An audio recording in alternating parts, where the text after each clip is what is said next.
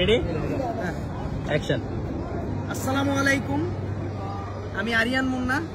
একটা important message দেওয়ার জন্য আপনাদের সামনে আসছি। আমরা এখন আছি ফেনী সরকারি কলেজ। এই ফেনী সরকারি কলেজের ঠিক রাস্তার মাথায় সবগুলো বোট আসতেছে, হ্যাঁ। কিন্তু দুঃখজনক বিষয় হইল আপনারা যা শুরু করছেন এটা আসলেই আমাদের জন্য কাম্য না।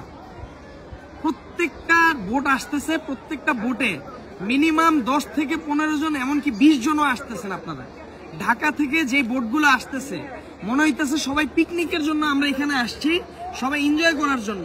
আমরা মূলত আজকে সবাই একত্রিত হয়েছি রেস্কিউ করার জন্য, যে সবাইকে যেন আমরা যারা আটকে আছে বন্যার মধ্যে তাদেরকে যেন উদ্ধার করতে পারি।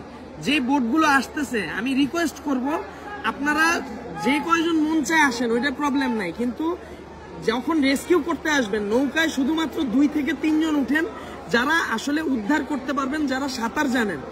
এছাড়া আর কেউ দয়া করে নৌকায় উঠেন না। কারণ হইলো এইখানে আমরা সকাল 6টা বাজে আসছি, ফেনীতে পৌঁছাইছি।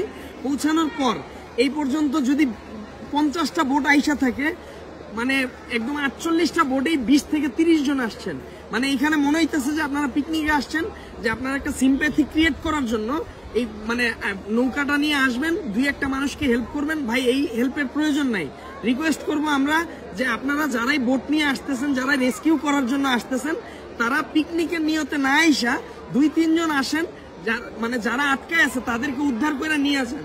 আর আরেকটা বিষয় হলো, আমরা এখন যেখানে আছি এটা হলো ফেনী সরকারি কলেজ। এইখানে আশ্রয় কেন্দ্রে মোটামুটি মোট 5টা বিল্ডিং, 5টা বিল্ডিং এ প্রায় 2000-এর উপরে মানুষ আছে। আর এইখানে এই মানুষগুলার গতকালকে থেকে এখন পর্যন্ত ওইভাবে কিছুই খায় নাই। আমরা যতটুকু আমাদের পক্ষে সম্ভব হয়েছে ত্রাণ ব্যবস্থা করার চেষ্টা করছি, আর ওইটাই এই 5টা বিল্ডিং এ সমানভাবে বন্টন করে দিছি। কিন্তু আসলে এইটা মানুষ অনুযায়ী আমাদের ত্রাণ আসলে কিছুই না। আর সবচেয়ে বড় বিষয় হলো ফেনী সরকারি কলেজের যে আশ্রয় কেন্দ্র, এখানে সবাই ভাবতেছে যে এটা তো একেবারে কাছে, এরা ত্রাণ পাইতেছে। আসলে এরা এখন পর্যন্ত ওইভাবে কমপ্লিটলি কোনো খাবার খাইতে পারতেছে না। তো আমি রিকোয়েস্ট করব যারাই ফেনীর উদ্দেশ্যে আসতেছেন, এই ফেনী সরকারি কলেজ বা আশেপাশে যে কয়টা আশ্রয় কেন্দ্র আছে সবাই একটু খাবারের ব্যবস্থা করেন। আর তাদের ভাষ্যমতে এখানে যারাই খাবার নিয়ে আসতেছেন তারা রিকোয়েস্ট করছে চাল, ডাল, আলু এই ব্যাপারগুলো আনতে, যেন তারা খিচুড়ি রান্না করে অন্তত নিজেদের ক্ষুধাটা মিটাইতে পারে, তারা অনেকক্ষণ যাবত এটা থাকতে পারে। আর অনেকে যেমন আমরাই এই ভুলটা করছি যে আমরা চিরা, গুড়, স্যালাইন, হ্যাঁ, এগুলো আনার চেষ্টা করছি, কিন্তু তাদের ভাষ্যমতে যে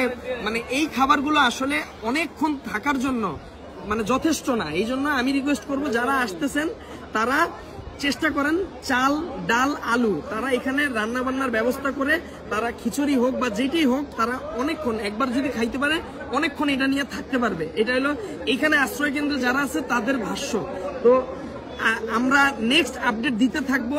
আমরা যতটুকু আনছি বা যতটুকু শেষ করতে পারছি সমানভাবে বন্টন করছি। এখন আমরা যেখানে আছি এখানে সম্পূর্ণ নেট নাই, এখানে কি হইতেছে আসলে এই আপডেটটা আমরা কখন আপনাদেরকে দিতে পারবো এটাও আমরা জানি না, কিন্তু চেষ্টা করব আমরা এখন আবার শহরে যাওয়ার জন্য, শহরে যেয়ে আপনাদেরকে এই ভিডিওটার আপডেট দিব।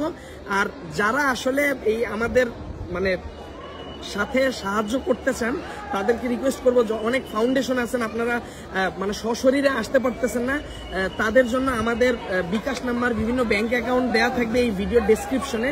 রিকোয়েস্ট করবো আপনারা একটু কাইন্ডলি চলে আসবেন। আর যারা আসতে পারতেছেন না তারা একটু অনুদান যদি পসিবল হয় পাঠান, আমরা ওইটা অনুযায়ী যা যা নেওয়া যায় আমরা আবার ব্যবস্থা করে এখানে আবার আসার ট্রাই করব। তো এই পর্যন্তই, বাকি আপডেট আমরা আবার দিব একটু পরে। থ্যাংক ইউ, আসসালামু আলাইকুম।